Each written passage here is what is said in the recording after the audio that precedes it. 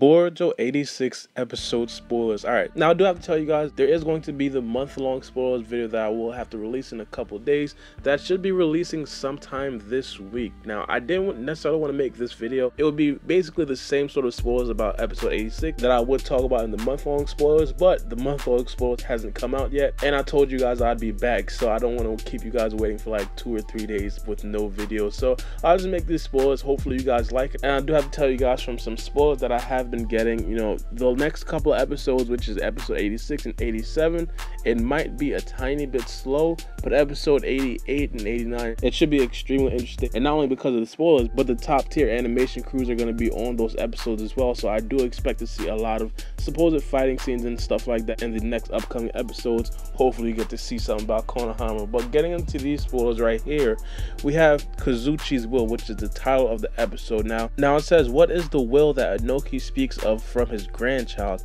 Onoki guides Boruto to a special place. He starts off talking about a loss of his grandchild, Kozuchi, and then speaks of trying to achieve a world without hurt for everyone else. What will Boruto do after hearing this story? This week's coup. Using force for the sake of fulfilling his plan, his body is beginning to develop fine cracks. So Ku is getting impatient because he's running out of time for himself. He's trying to fulfill his plan as soon as possible for the sake of his master.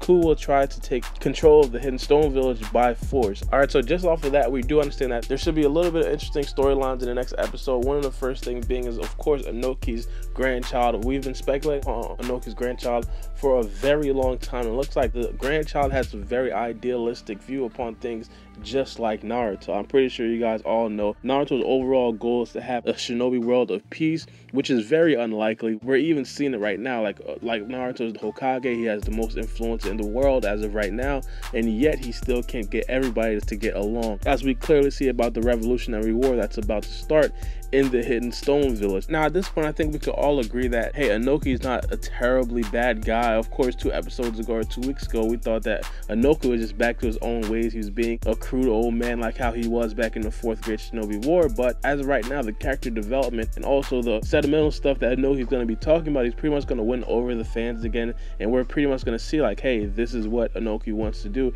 and it's pretty much not going to be all bad. But the bad part is going to be Lord Ku. Now, of course, we do understand Lord Ku, all he wants to do is do what's right for his master, which is Onoki. He wants to basically have his plan come through to fruition, but it's just how you have the plan come through to fruition. Now, as I said, it's supposed to be a revolutionary war within the Hidden Stone Village. Lord Ku's goal is to actually take over the Hidden Stone Village, which is going to be a very tough task, and of course, as we can expect, he's going to try to do it by force, as the spoiler said. Now, I'm not completely sure how he's going to do that. In my opinion, I feel like he's probably going to have some Okuda try to defeat some of the Hidden Leaf Jonins and also Elders to make sure that there's no one in power to pretty much oppose Onoki and Lord Ku and their plan of pretty much having the Okuda fight for everybody else, which is, as I said, it's going to be a very difficult task, especially seeing as how you have to get the public to pretty much respect you to become the next tsuchikage or to become the next person in power.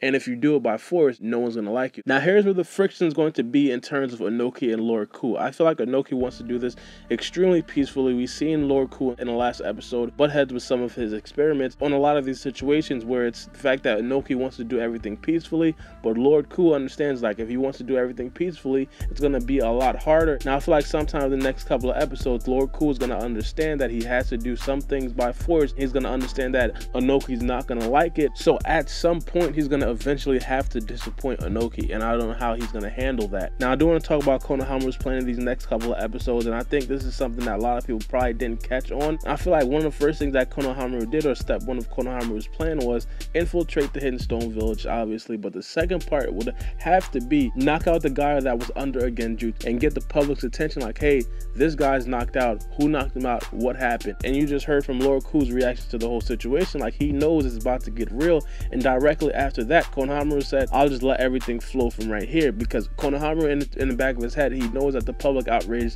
is going to get higher and higher, and Lord Ku and everybody else are going to have to start answering for what the hell they're doing. And I feel like Konohamaru at that point, once the public do understand that the tsuchikage is kidnapped, that Lord Ku is trying to take over the Hidden Stone Village, he pretty much understands that Lord Ku and everybody else probably won't have enough time to perfect their plan. What Konohamaru wants to do is he wants to speed up Lord Ku and basically rush him, so his plan will be sloppy. They won't have the greatest transition of power, which is a smart idea, I might add. But I do have to say, this is a very risky plan that Konohamaru is running. And of course, the sooner Naruto knows about this, the better it's going to be. That way Naruto could understand that, hey, Konohamaru might not be able to do this all by himself, so Naruto might end up setting some sort of backup. But the next episode of Boruto should be definitely very interesting. Hopefully you guys do look forward to that. I know some of you guys don't necessarily like how slow the anime has been going as of recently. I do understand that. I'll probably make more videos about the manga to supplement some of you guys who are kind of getting a little bit bored of this arc, especially because the arc has been so long and it's pretty much been dragging on, as some of you guys think. But let me know what you guys think about this next episode in the comment section below. As I said, there will be some spoilers leaking in the next couple of days. You guys should definitely stay tuned for that. But it's been your boy Baara, and we out. It's a knife. Check my clock, I can't stop. Fuck around, make my 40 pop. No popcorn, I pop pistols. Reaming my body, clothing no issue. Bitch, you look sick, you need a tissue. You drop a body, I just might bless you. I'm at your sexual, no high cholesterol. Where's Jenny Craig? Bitch, just get sexual.